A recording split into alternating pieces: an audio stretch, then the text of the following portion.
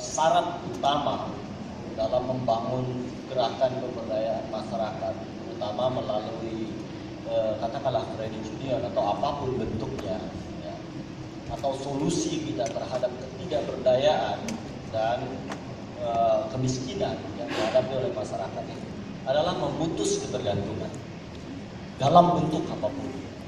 Jadi Gebu Minang ini jelas sekali ya, kalau masyarakat itu bergantung kepada Gebu Minang, itu jelas sekali bahwa itu bukan solusi untuk mengatasi persoalan mereka. Karena Gebu Minang bukan berasal dari mereka. Gebu Minang ini berasal dari pengusaha-pengusaha yang merantau, ya kan? Kemudian berkontribusi, berdonasi, apa segala macam. Ya mungkin idealnya maunya tadi membantu masyarakat di kampung, tapi realitasnya kan berbeda. Gitu. Nah, masyarakat sendiri ini nggak punya otoritas, nggak punya kontrol terhadap itu. Jadi sesuai dengan cara berpikir pengusaha, saya kira wajar aja kemudian kalau itu kemudian dijadikan modal untuk bikin BPR. Dan kalau dia BPR apa jadinya? Ya BPR ya alat kapitalisme, jelas gitu. Sehingga saya sekaligus menjawab pertanyaan Mas tadi itu, apakah di CU ya itu juga masih menerapkan prinsip-prinsip koperasi? Apa prinsip koperasi yang paling utama? Satu, prinsip yang paling utama dari, oleh, untuk anggota.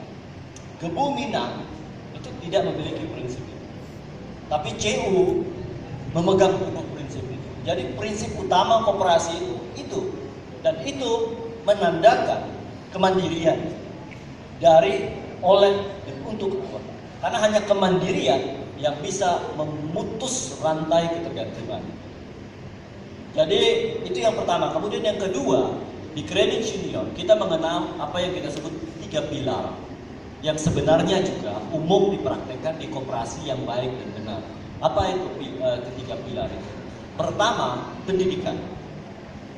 Pendidikan itu di CU sangat-sangat penting dan menentukan.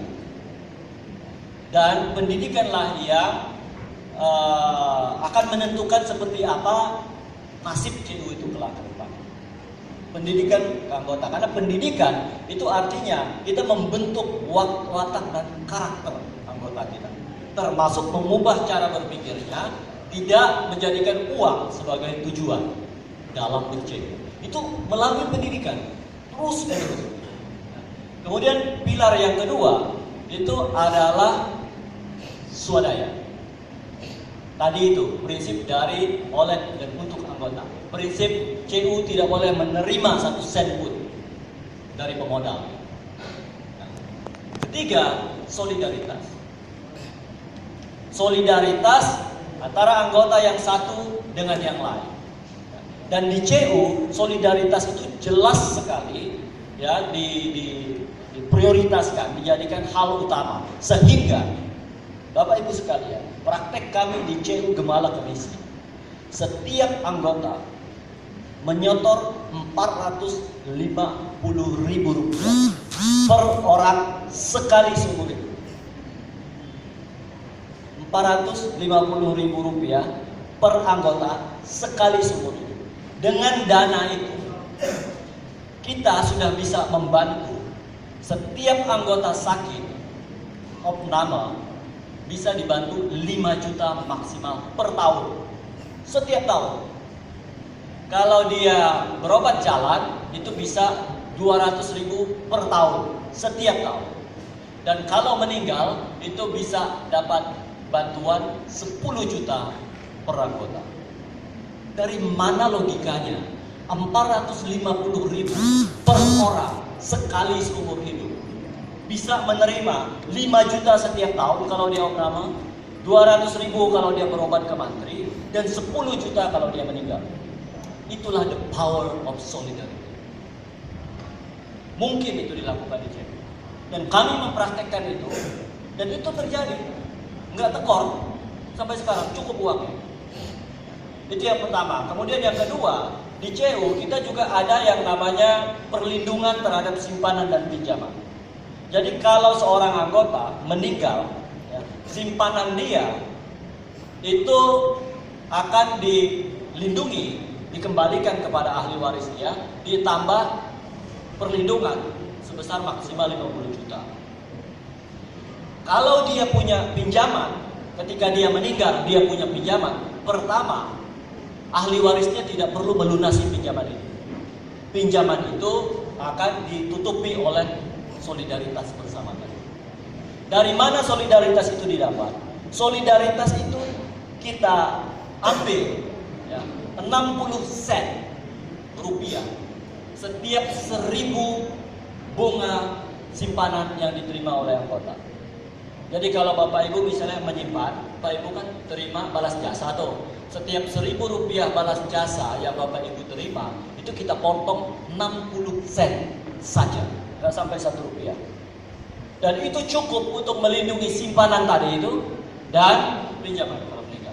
Jadi bentuk-bentuk solidaritas seperti itu, kalau Anda konsisten mengelola CU, itu bisa Anda lakukan.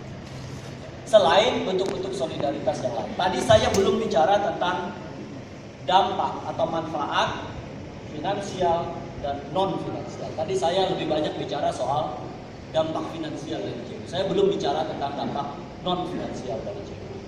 Apa itu yang non finansial? Beberapa telah disebutkan oleh Bung Dandi tadi. Jadi misalnya dalam konteks kita membantu upaya advokasi terhadap perlindungan sumber daya alam. Karena kita tidak mendukung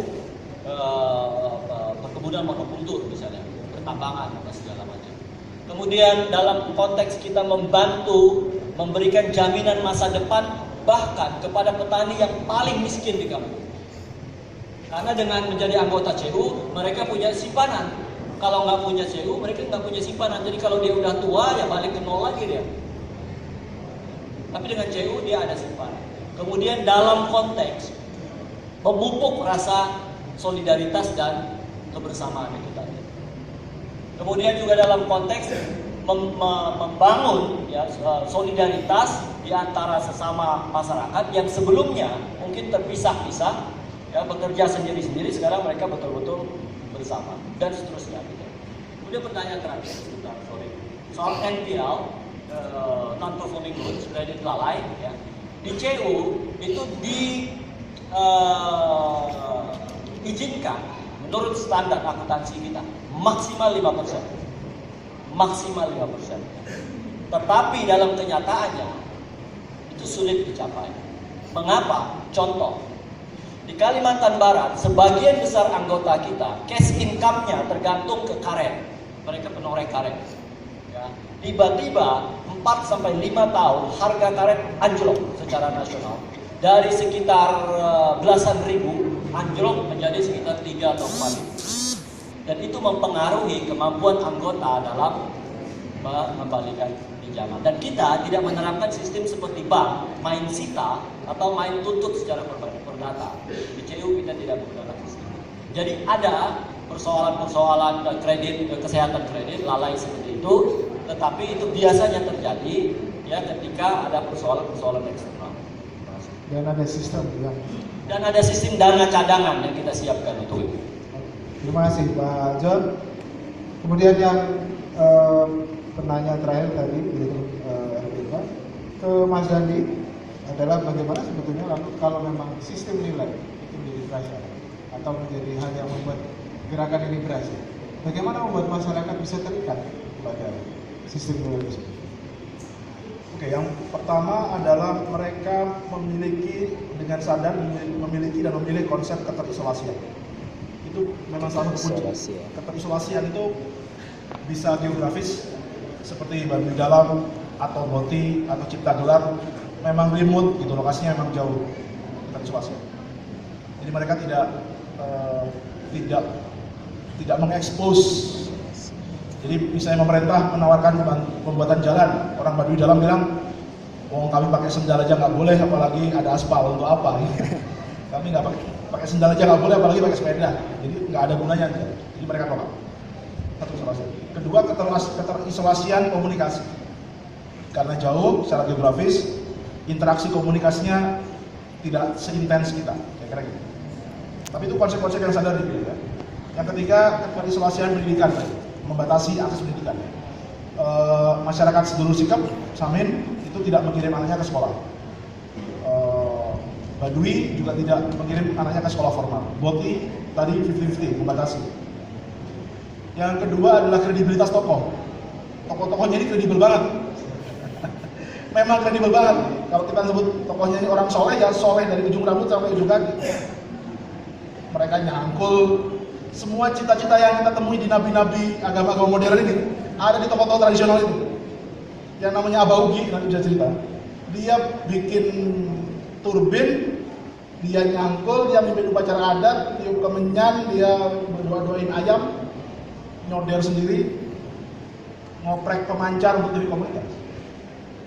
Jadi dari mulai ngedoain ayam untuk acara-acara keagamaan, adat, sampai nyolder untuk pemancar TV komunitas. Itu Abah Ugi.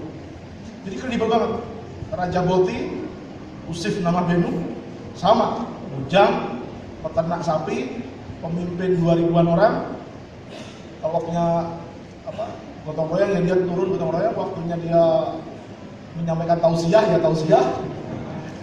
Jadi bukan yang muncul di TV alim sampai rumah nggak nyangkul, gitu.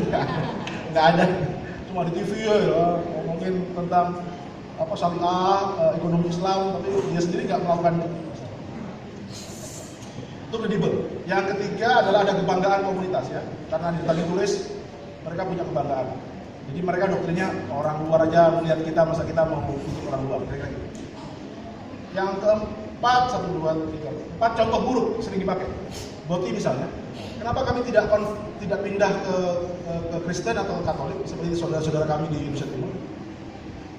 Coba lihat itu yang di penjara, namanya Paulus, Petrus, di penjara semua. Nggak ada nama Benu, Paksai, nggak ada nama di penjara itu, nggak ada. Nama-nama baptis semua tuh yang di penjara, kira-kira gitu. Jadi mereka ada doktrin-doktrin gitu, ada contoh-contoh buruk yang kita lakukan yang membuat mereka ngapain harus ikutin lu kena drugs, lu masuk penjara, lu kena kriminal, gitu. Hidupmu buruk, air beli, bahan bangunan panas dari seng atau dari asbes, kesehatan tergantung dengan obat. Kasih kami alasan kenapa kami harus mengikuti kalian, kira-kira gitu. Itu ada dalam doktrin mereka. Yang terakhir, sistem kepemilikan tanah. Sistem kepemilikan tanah adalah akar mereka, jangkarnya. Kalau kita nggak punya tanah, ya kita melalang buana di sektor jasa, nari, LSM.